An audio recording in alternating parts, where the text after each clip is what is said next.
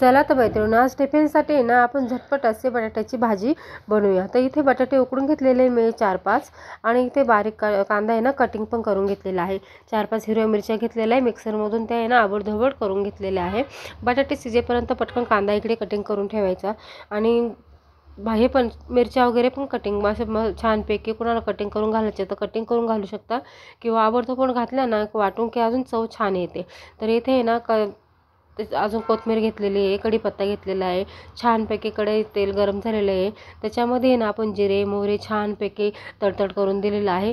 नंतर आहे ना कांदा परतायला टाकलेला आहे, त्याच्यानंतर कढीपत्ता आणि कांदा लवकर परतण्यासाठी ना त्याच्यात चवीनुसार मीठ आणि हळद ॲड करायची।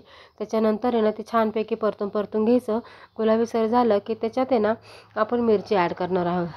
हे पहा, इथे पाहू शकता किती सुंदर असा कांदा पण परतलेला आहे, मिरची पण परतलेला आहे। आता चवीनुसार मीठ पण त्याच्यात आपण ॲड केलेलं आहे।